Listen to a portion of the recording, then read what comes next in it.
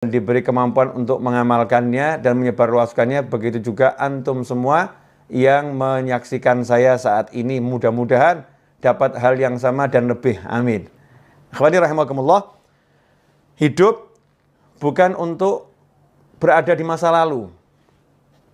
Jadi masa lalu itu cukup disadari, yang baik sekarang kita syukuri, yang buruk kita istighfari, minta ampun sama Allah Subhanahu wa taala.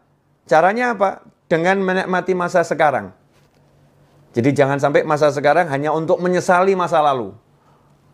Wah, seandainya dulu, kalau dulu saya tidak begini, kalau seandainya, buang semua itu. Yang ada adalah sekarang. Saat ini. Saat ini saya dikasih Allah sehat. Saat ini saya dikasih Allah waktu.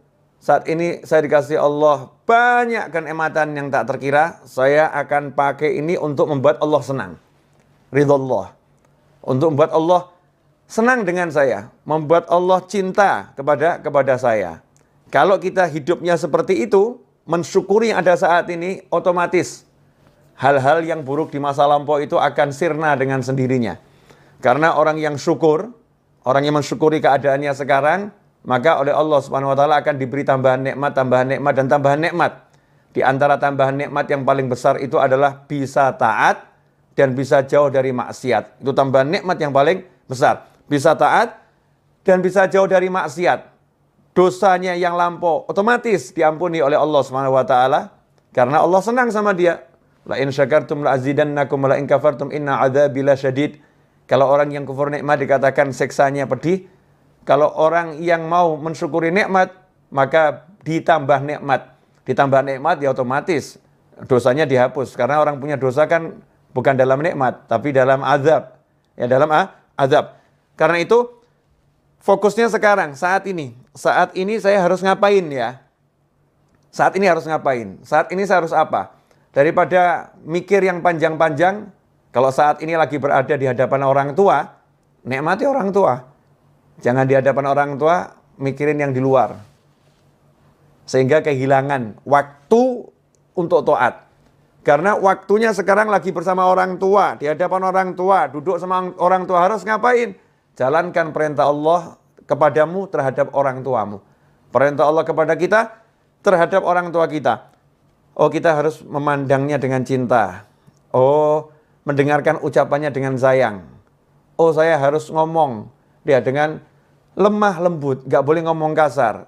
Oh, saya harus menyabarkan diri saya untuk duduk bersama orang tua saya.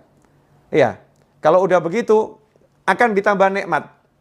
Kalau nanti kita punya rencana bisnis setelah duduk sama orang tua, kalau nanti kita punya rencana apapun setelah duduk sama orang tua, nanti itu akan dibereskan dengan berkat yang sekarang ini kita syukuri. Yang sekarang kita syukuri, yang nanti dibereskan sama Allah Subhanahu wa taala, la azidannakum. Pasti aku tambah nikmat. Nah, ini ndak lagi sholat, sekarang waktunya sholat, mikirnya harusnya sholat. Waktunya sholat, mikirnya makan. Nanti saya habis sholat, saya mau keluar, saya mau pergi ke restoran ini. Saya mau ketemu sama teman-teman saya mau makan di warung sana. Nanti habis sholat, saya mau cari di menu ya warung-warung online ya. Ada warung online banyak, restoran online, saya mau cari menunya apa habis sholat. Tapi mikirnya dalam sholat. Sehingga kehilangan waktu sholat, nikmat sholat. Nah, begitu pula ketika duduk bersama pasangan hidup. Masya Allah. Ada suamimu, ada istrimu. Duduk bersama, asyik. Gak usah ngobrolin orang lain. Yang aneh itu ketika duduk bersama ngomongkan orang lain. Ya, kecuali kalau obrolan itu obrolan yang bawa kebaikan, artinya ngomongkan yang baik-baik. Lagi belajar bersama, kita ngobrolkan kebaikan orang lain untuk dicontoh. Tapi gak usah ngobrolin hal-hal yang gak enak yang dialami orang lain atau gak enak tentang orang lain. Sehingga kehilangan kenikmatan ngobrol dengan dirinya berdua. Yang lebih aneh, duduk bersama pasangan tapi ngobrolnya sama handphone. Ya, ngobrolnya sama handphone. Kehilangan kenikmatan saat ini. Saat ini lagi ngapain? Lagi duduk sama pasangan hidup saya. Ya udah, duduk dinikmati bersama pasangannya. Caranya bagaimana? Ajak ngobrol tentang ilmunya Allah Subhanahu wa taala. Ya. ajak ngobrol tentang bagaimana sholat, ajak ngobrol tentang bagaimana zikir. Bukan ngobrol yang nggak ada manfaatnya, menyesali masa lampau. Wah, kemarin itu ya, seandainya saya jadi transaksi, saya akan dapat duit banyak. Oh, nggak jadi kok dibahas. Ya, nggak jadi kok dibahas. Wah, seandainya kemarin itu kita beli rumahnya, kita akan untung sekian. Oh, nggak dibeli kok dibahas. Nggak dibeli kok dibahas. Jadi hidupnya di masa lampau, duduk bersama pasangannya bukan ngobrolkan akhirat, yang diobrolkan al-fulus, wal duit, dinar, wa dirham. Yang diobrolkan cuma uang dan uang dan uang. Ad-dunya, wa dunya, wa dunya. Sehingga nggak ada kenikmatan. Dalam obrolan itu bahkan susah rahmat mau turun. Rahmat mau turun itu susah karena obrolannya bukan dalam taat pada Allah Subhanahu wa taala. Coba kalau duduknya itu ngobrol tentang ketaatan. Masya Allah. Nikmat. Contoh tentang ketaatan, bab masakan itu ketaatan loh. Suami sama istri duduk, makan sayur asem.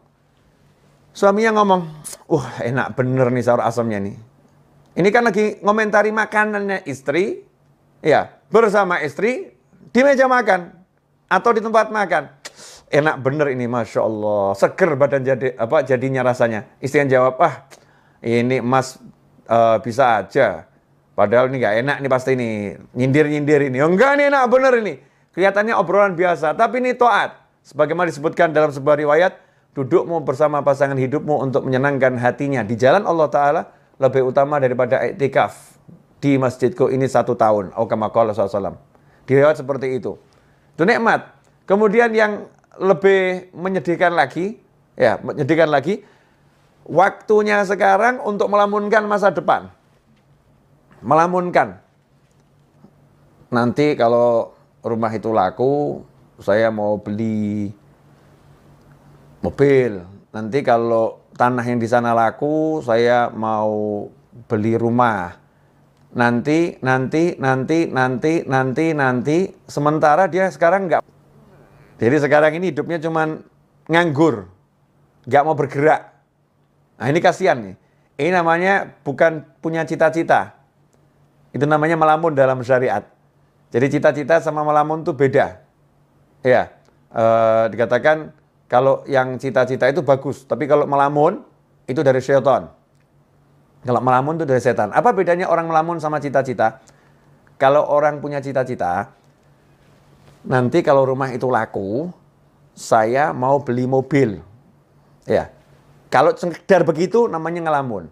Kalau cita-cita, dia tidak pakai ngomong, kalau nanti rumah itu laku. Waktunya sekarang langsung dipakai untuk jual rumah. Iklan sana, iklan sini, telepon sana, telepon sini. Ini rumah saya jual, banting harga, diskon 200%. Masya Allah. Ya, apanya yang 200% kan belum dijelaskan, kasih bintang kecil 1. Ini biasanya teknik iklan nih.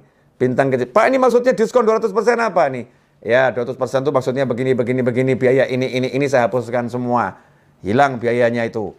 Nih, buat orang mau telepon, teknik periklanan dipelajari. Kemudian dia mulai ambil tasbihnya. Dia baca sholawat sebanyak mungkin, tawassul dengan sholawatnya. Mudah-mudahan ada pembeli yang datang. Nah, ini namanya kalau rumah itu nanti laku, saya mau beli mobil. Misal begitu. Kalau tanah yang di sana laku, saya akan hajikan Bapak. Masya Allah. Itu bagus, tapi ngelamun. Ya, melamun jelek. Cita-cita bagaimana? Kalau rumah itu laku, tanah yang di sana laku, saya akan hajikan Bapak. Langsung, mana KTP-nya? Nah, daftar tidak butuh biaya kok. Mana KTP-nya? Diurus semuanya, udah bergerak nih ngurus. Kemudian mulai proses menjual di sana. Itu namanya bukan duduk melamun. Tapi orang punya cita-cita. Itulah niat. Ya, makanya setelah hijrah, setelah Fathul Makkah, la hijrata ba'dal fathi. Setelah Fathul Makkah tidak ada lagi yang namanya hijrah. Dalam arti pindahnya dari Makkah ke Madinah. Walakin jihadun wa niyah. Yang ada adalah kesungguhan dalam berjuang dan niat yang baik.